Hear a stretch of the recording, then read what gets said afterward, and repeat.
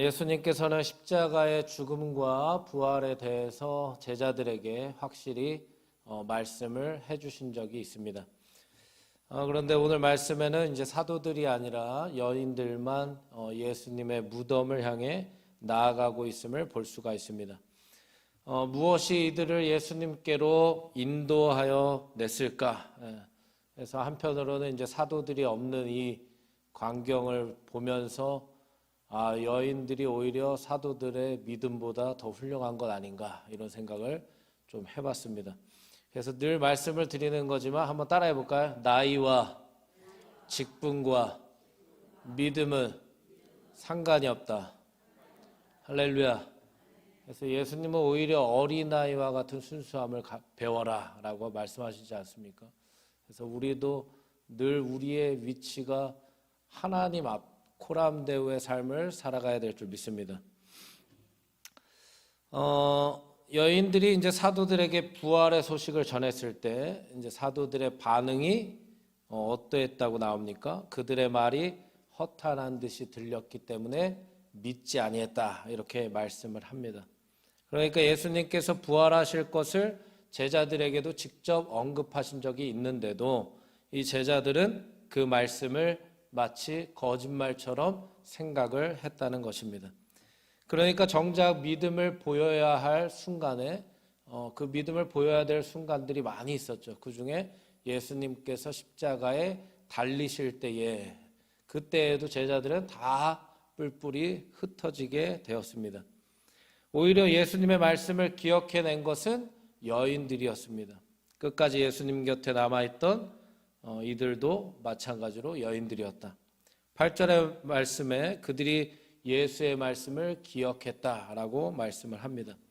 즉 우리에게 중요한 것은 다른 그 어떠한 것도 아니고 하나님의 말씀 앞에서의 믿음이 있느냐, 또 그 믿음이 행동하는 믿음이냐, 그 말씀에 대한 확신이 나한테 있느냐, 또 예수 그리스도만을 내가 정말 사랑하고 그분만을 바라보고 있느냐, 이것이 중요하다는 것입니다. 다만 여인들도 부활에 대한 확신은 그렇게 가지고 있지 않았음을 본문을 통해 우리는 알 수가 있습니다. 왜냐하면 이제 우리가 잘 알다시피 향품을 가지고 예수님의 무덤으로 향하고 있었기 때문이죠. 즉 여인들도 예수님께서 다시 살아나실 것에 대해선 전혀 생각하지 못했던 부분임을 볼 수가 있다는 겁니다. 또한 예수님의 시체가 사라졌을 때 여인들은 기뻐하지 못하고 근심했다라는 부분을 통해서도 우리가 알 수가 있습니다. 그러나 무엇이 중요하냐? 여인들은 예수님을 향한 믿음과 사랑으로 결국 한번 따라해 볼까요? 헌신의 자리로 나아갔다. 그러니까 예수님을 향한 믿음과 사랑이 그녀들을 헌신의 자리로 나오게 했다는 것입니다. 우리가 예수님을 정말 제대로 믿는다라는 이 개념은 어떻게 할 수 있을까요? 이 믿음을 가지고 있지만 삶에서 증명되어지지 못할 믿음이라면 이 믿음이 참으로 연약한 거 아닙니까?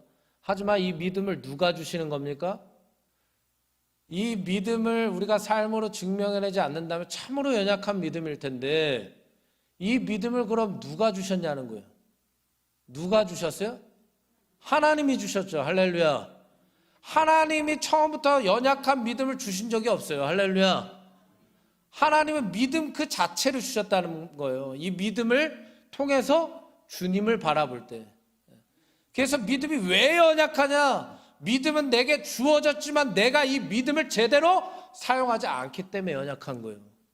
우리가 이 믿음을 가지고 어떻게든 주님을 바라보고 의지한다고 생각해 보세요. 그러면 그 믿음이 삶으로 드러날까요? 안 드러날까요?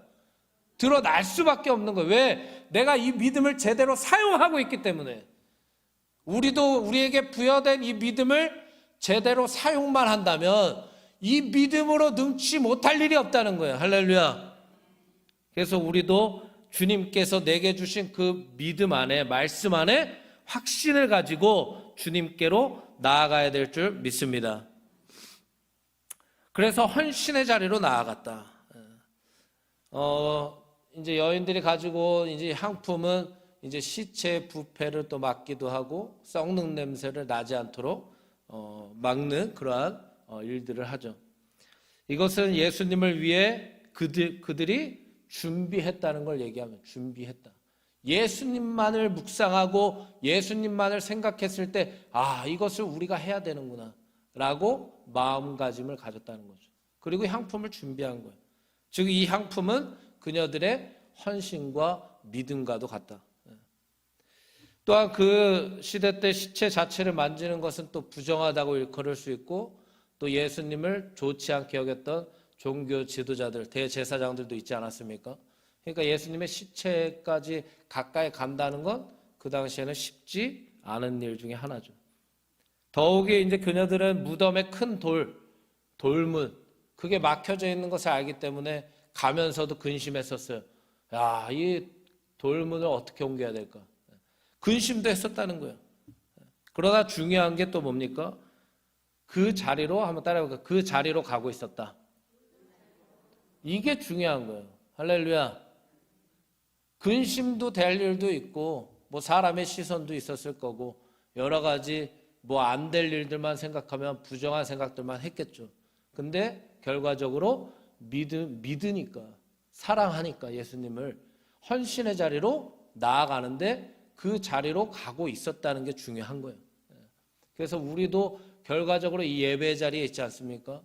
어디서나 다 예배를 드릴 수 있지만 사모하기 때문에 나오신 거 아니에요? 할렐루야. 그래서 이 예배도 내가 가야지 하는데 못 갔어요. 그럼 못 간 거예요. 그쵸? 내가 예배 가야지 못 왔어요. 그럼 못 온 거잖아요. 근데 내가 가야지 했는데 왔어요. 그럼 온 거잖아요. 뭐가 중요해요? 온 게 중요한 거예요. 온 게. 어쩔 수 없어요. 예배 자리로 나오면 은혜를 받는 거고. 할렐루야. 내 간절함을 믿음으로 표현하면 하나님이 그 믿음을 따라 일하실 줄 믿습니다. 그래서 오늘도 마찬가지예요. 이 예배 가야지 하면서 못 오신 분들은 못 오신 거예요. 그거 갖고 뭐라고 하는 게 아니고 또. 근데 내가 가야지 하면서 왔으면 은혜를 받는 거예요. 그게 다른 거예요. 은혜를 받고 응답을 받고, 아멘 좀 해보세요. 은혜를 받고 응답을 받고 기적의 역사를 이루고 주님을 경험하고, 그거 올 때 가능한 거예요. 올 때. 그 자리에 있을 때. 그래서 결과적으로 이 본문의 여인들은 근심될 일들도 있었고 사람의 시선들도 있었지만 이 그녀들에게 가장 중요한 게 뭐예요? 예수 그리스도가 가장 중요했기 때문에 그 자리로 나아갔다. 우리도 뭐가 중요한지에 따라 우리의 행동이 달라지지 않습니까? 예수님이 가장 중요하면 예수님이 기뻐하는 일을 내가 기뻐할 수가 있겠죠. 그리고 예수님이 가장 중요한 일을 나도 중요하게 여길 수 있겠죠. 그렇기 때문에 우리도 예수님이 가장 우리의 인생에 중요해야 될 줄 믿습니다. 그래서 결국에 그녀들이 부활의 첫 증인이 됐어요. 부활의 첫 목격자가 됐고 부활의 첫 소식을 들었다. 그게 바로 은혜인 줄 믿습니다. 우리에게도 중요한 것은 나의 근심이 기적의 역사를 만들어내는 것이 아니에요. 나의 믿음이 만들어내는 겁니다. 더욱이 그 믿음과 사랑을 가지고 준비된 헌신을 통하여 예수님께로 나아올 때에 예수님을 만나는 것이 기적의 역사인 줄 믿습니다. 어찌 보면 연약한 믿음일 수 있지만 그 믿음을 가지고 오로지 예수님께로 나아오는 것입니다. 바로 그 자리에서 내가 살아나는 역사를 체험하는 겁니다. 혹여나 예수님께로 나아오기까지 우리도 근심될 일들이 많을 수도 있습니다. 무덤의 큰 돌문을 여인의 힘으로 어떻게 옮길까 근심할 수밖에 없죠. 당연한 근심이죠. 그런데 가보니까 보게 되는 거예요. 근심했지만 결과적으로 내가 예수 그리스도를 믿는 믿음으로 또 사랑하는 마음으로 준비해서 예수님께로 나아갈 때, 그 헌신의 자리로 나아갈 때, 은혜의 자리로 나아갈 때, 기도의 자리로 나아갈 때, 예배의 자리로 나아갈 때, 봉사의 자리 나아갈 때에 보게 되는 거예요. 따라합시다. 보게 된다. 예수님만을 생각하면서 준비해서 가지고 가니까 돌 문이 어떻게 돼 있어요? 막혀 있습니까? 열려 있어요. 열리는 축복이 있는 줄 믿습니다. 누가 옮겼는지는 알 수 없어요. 당연히 하나님이 옮기셨겠죠. 그러나 가보니까 보게 되는 거예요. 예수께로 가면 보게 되는 거예요. 뭘? 기적을 보게 되는 겁니다. 우리에게 근심될 수 있는 일들이 단번에 해결될 수 있다는 것을 주님이 우리로 알고 보게 해주시는 겁니다. 또 무슨 근심이 있었습니까? 예수님의 시체가 보이지 않았어요. 근데 그때도 천사들이 나타났어요. 어찌하여 살아있는 자를 죽은 자 가운데서 찾느냐. 이제는 처음에 보게 하셨고 두 번째는 뭐예요? 들려주시는 거예요. 한번 따라합시다. 들려주신다. 우리의 물질적인 사고로 무언가 이해되어야 할 방법이 아니라 하나님의 방법으로 우리의 닫혀진 영적인 시야, 영적인 귀, 영적인 마음을 열어주신다는 거예요. 어떻게? 복음을 들려주심으로. 복음을 들려주시는 거예요. 말씀을 들려주시는 거예요. 그래서 우리는 언제든지 말씀이 들려오는 자리에 있어야 될 줄 믿습니다. 말씀이 들려오는 자리가 은혜의 자리예요. 말씀을 들려주시는 거예요. 우리 안에 있는 예수의 말씀이 기억될 수 있도록 깨닫게 해주시는 겁니다. 예수님은 복음의 시작이십니다. 예수님은 말씀 그 자체이십니다. 그렇게 예수님께로 나올 때 예수님은 우리에게 말씀을 통해 일하실 수밖에 없는 거예요. 영적인 길을 제시하시는 거 아니겠습니까? 세상의 사고를 가지고 죽은 자 가운데서 예수님을 찾고 있던 그녀들에게 예수님은 살아계시다. 다시 한번 각인을 시켜주시는 거예요. 다시 확인을 시켜주시는 거예요. 다시 바라보게 하시는 거예요. 다시 듣게 하시는 거예요. 그곳이 바로 예배의 시간인 줄 믿습니다. 그래서 우리의 삶이 예배가 돼야 된다는 거예요. 또한 예배 당일날 또한 거룩하게 준비되어져 있는 교회 모든 예배의 시간마다 우리는 다시 보고 다시 듣는 시간인 줄 믿습니다. 그렇게 우리는 눈에 보여지는 것이 없다 할지라도 말씀이 내 안에 있으면 걱정할 필요가 없다. 성령님을 통해 반드시 어떻게든 근심될 일 많아도 주님 앞에 나와 예배 드리기만 하면, 예수님이 기뻐하시는 그 자리에 내가 서 있기만 하면 주님이 복음으로 다시 기억나게 해주시는 거예요. 아, 예수님은 살아계신 분이시다. 예수님께로 나오는 자들마다 다시 보고 다시 듣게 되는 역사가 일어날 줄 믿습니다. 여인들이 사도들에게 부활의 소식을 알렸을 때 사도들이 그녀들의 말을 허탄한 것처럼 들었다고 그랬어요.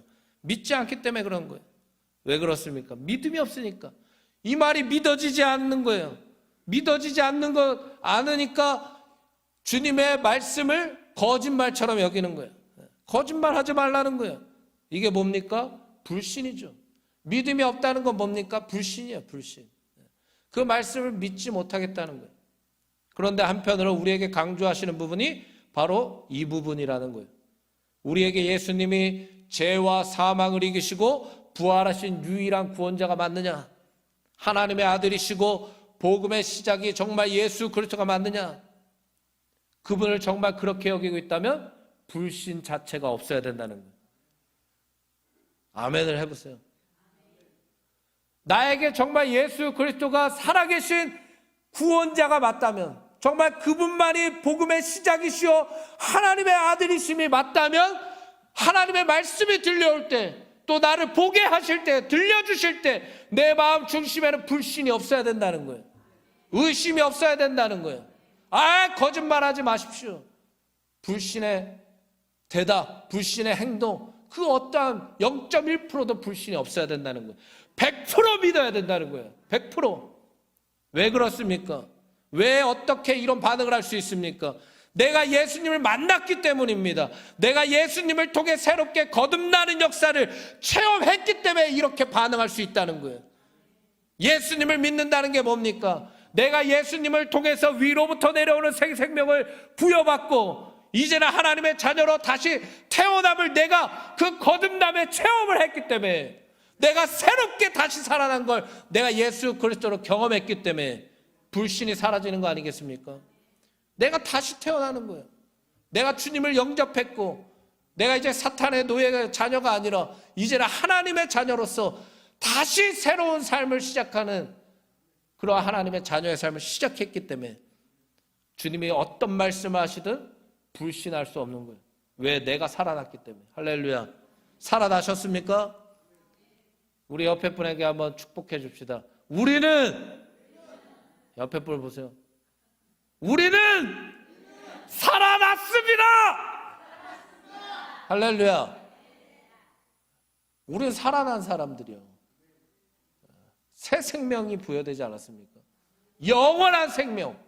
그 어떠한 것도 이 생명과 바꿀 수가 없잖아요. 가장 소중한 새 생명. 주님이 우리에게 주신 그 생명. 그 생명으로 우리는 천국을 바라보고 하나님의 자녀로서 두려울 게 없고 이 믿음으로 살아가는 거 아니겠습니까? 근데 주님 앞에서 어떻게 불신을 할 수 있겠어요? 내가 예수님을 경험했는데, 즉 부활의 증인이 되려면 예수 그리스도를 통하여 내가 완전히 새로워져야 있어야 된다. 그래야 이 생명의 역사, 구원의 역사를 전할 수 있는 것입니다. 오늘날 부활의 복음이 사람들로 하여금 외면받을 때가 많지 않습니까? 왜 그럴까요? 이 세상은 육신의 정욕, 안목의 정욕, 이생의 자랑을 쫓아 살던 사람들의 죽음이 그저 당연하다고 생각하기 때문입니다. 이 죽음이 정답이라고 생각하기 때문이에요. 그저 죽음 자체를 받아들일 뿐이지만 그 죽음을 이기고 다시 살아난다는 것은 실제 이루어지지 않는다는 불신이 깔려있기 때문이에요. 그들은 경험해 본 적이 없기 때문에. 죄와 사망의 굴레에서 벗어날 생각조차 하지 못하는 인생들이 생각할 수 있는 죽음이 뭐가 있겠어요? 그렇죠? 그냥 죽으면 끝이다 라는 것밖에 없겠죠. 죽음의 수준에 대해, 그들이 말하는 죽음의 수준에 대해, 죽음의 가치관에 대해 우리가 예수를 믿는 자라면 그들처럼 그대로 대답하고 그대로 죽음 앞에 대면하고 그 죽음을 같이 두려워하고 그 죽음에 대해 같이 그렇게 이해하고 그러면 안 된다는 거예요. 실제로 세상 사람들은 예수님께서 죽음의 문제 앞에서 예수님이 그 죽음을 잠으로 비유하신 적이 많지 않습니까? 죽은 게 아니라 잔다. 근데 세상 사람들은 그 말씀 앞에 비웃었어요. 나사로의 죽음 앞에서 당연한 걸 얘기하죠. 이미 죽은 지 나흘이나 지났고 이제 시체 썩는 냄새가 납니다. 당연한 얘기죠. 이미 결론이 났다는 거예요. 예수님한테 가르치는 거 아니겠습니까? 여기가 포인트예요. 예수님을 믿지 못하면 문제가 결론이 됩니다. 사건이 결론이 되고 현상과 물질이 결론이 됩니다. 내 이성과 합리성이 결론이 되는 거예요. 내 지식적인 사고가 결론이 되는 거예요. 내 자신이 결론이 되고 세상이 말하는 게 결론이 되는 겁니다. 그러나 예수님을 내가 믿는 자라면, 내가 예수로 다시 살아난 거듭남의 역사를 경험했다면 예수 그리스도가 내 삶의 결론이 돼야 된다는 거예요. 예수님의 말씀이 결론이 돼야 된다는 겁니다. 누군가 죽음에서 끝이다 라고 얘기했을 때 우리는 아니다 라고 얘기할 수 있어야 된다는 거예요. 예수님이 살아계시다, 죄와 사망을 이기셨다. 그 죽음은 죄의 결과일 뿐이지 예수님은 죄를 이기셨다. 할렐루야. 이것이 우리의 결론이 돼야 된다는 겁니다. 예수님은 오늘도 우리에게 질문하시는 거예요. 예수께서 이르시되 나는 부활이요 생명이니 나를 믿는 자는 죽어도 살겠고 무릇 살아서 나를 믿는 자는 영원히 죽지 아니하리니 이것을 내가 믿느냐? 우리에게도 동일하게 질문하시는 거예요. 너 나를 믿으면 영원히 죽지 않는 걸 너 믿고 있니? 정말 그렇게 생각하고 있어? 우리에게도 물어보시는 거예요. 내가 사망 권세, 죄의 권세를 다 깨트리고 이겼는데, 내가 죽음에서 이겨 부활했는데 너 나를 믿는다면 너도 부활할 거 믿고 있니? 네 안에 내가 준 새 생명, 그거 정말 의지하며 살고 있니? 묻고 있는 거예요.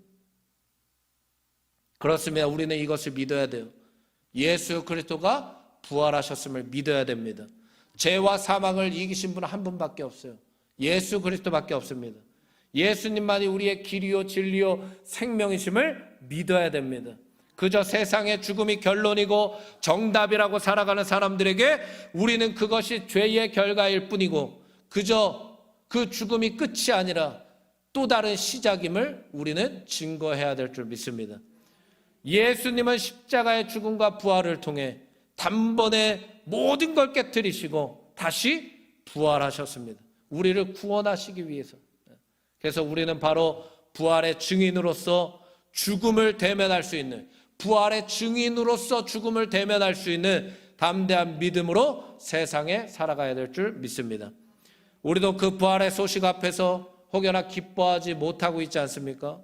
허탄한 듯 반응하고 있지 않습니까? 예수님의 구원을 너무나 값싼 구원처럼 만들고 있는 모습들이 우리 내면 안에도 있지 않은가 생각하면서 하나님, 혹여나 주님의 부활하심이 부활의 소식이 들려올 때 기쁘지 않고 또 그 부활의 소식이 제대로 믿어지지 않는 나의 모습이 있습니다. 그런 분들이 있다면 회개하시고 다시 부활의 산 소망에 대한 기쁨이 넘칠 수 있도록 하나님 도와주시고 내 안에 또한 다시 한번 살아나는 놀라운 역사를 하나님 허락해 주시옵소서. 그렇게 기도하는 우리가 돼야 될 줄 믿습니다. 우리 말씀 한 구절 읽겠습니다. 고린도전서 15장 16절부터 20절까지 말씀 한번 함께 합독을 하겠습니다. 시작. 만일 죽은 자가 다시 살아나는 일이 없으면 그리스도도 다시 살아나신 일이 없었을 터이요. 그리스도께서 다시 살아나신 일이 없으면 너희의 믿음도 헛되고 너희가 여전히 죄 가운데 있을 것이요. 또한 그리스도 안에서 잠자는 자도 망하였으리니 만일 그리스도 안에서 우리가 바라는 것이 다만 이 세상의 삶뿐이면 모든 사람 가운데 우리가 더욱 불쌍한 자이로나. 그러나 이제 그리스도께서 죽은 자 가운데서 다시 살아나사 잠자는 자들의 첫 열매가 되셨도다. 아멘. 제자들은 우리가 알고 있는 것처럼 대부분 다 순교했습니다. 예수의 이름을 위해서 자신의 생명도 조금도 아끼지 않았습니다. 죽음 앞에서 죽음을 두려워하지도 않았고 죽음에 끌려다니지도 않았습니다. 이것은 뭘 얘기합니까? 제자들은 죄악에 굴복하지 않았다는 겁니다. 이것은 부활의 복음을 믿음을 통하여 말씀을 통하여 실제로 경험한 우리가 보여야 할 오늘날 모습이 돼야 되기도 합니다. 부활은 단지 예수 그리스도께서 살아나셨다는 것만을 증거하는 것이 아닙니다. 그 예수님을 믿는 자들마다 멸망하지 않고 영생을 얻을 수 있음을 보여주는 증거이기도 합니다. 그렇다면 우리 모두가 가장 가치 있는 부활을 어떻게 증거할 수 있을까요? 하나밖에 없습니다. 따라해 봅시다. 삶으로 보여줘야 된다. 이거밖에 없어요. 삶으로 보여주는 일밖에 없습니다. 내 삶에 예수가 최우선임을 보여줘야 됩니다. 누구도 예수님을 찾아가지 않을 것 같은 순간에도 여인들과 같이 예수님이 내 인생의 결론임을 헌신의 자리에 나아감으로 보여주어야 합니다. 또한 그 말씀을 믿음으로 고백해야 됩니다. 세상 사람들과 같이 모든 주님의 말씀 앞에 허탄한 듯 반응하지 마시고 믿음으로 내게 주어진 그 말씀을 기억해내는 우리가 돼야 될 줄 믿습니다. 세상은 어정쩡한 죄의 죽음만을 경험했었습니다. 그저 주위에서 죄 짓고 살아가는 이들이 죽는 모습들만을 많이 바라보면서 아, 저것이 죽음이구나 라고 세상은 이해했을 것입니다. 그러나 예수 그리스도의 죽음과 부활을 통해 한 번 아, 예수님을 따라가는 삶의 제자들의 죽음이 저런 것이구나. 그 주위 사람들은 봤겠죠. 그죠? 그 죽음을 보면서. 우리도 마찬가지예요. 우리도 아름다운 죽음을 이루어야 될 줄 믿습니다. 그저 세상 사람들처럼 어정쩡한 죽음이 아니라 예수 그리스도를 믿는 믿음으로 사는 사람들은 어떻게 죽음을 마주할 수 있는가라는 걸 우리의 삶으로 보여줘야 될 줄 믿습니다. 우리 옆에 분에게 축복하겠습니다. 마지막으로 천국 소망을 품고 우리도 다시 부활할 것을 믿고 우리의 삶으로 예수님을 증거합시다. 할렐루야.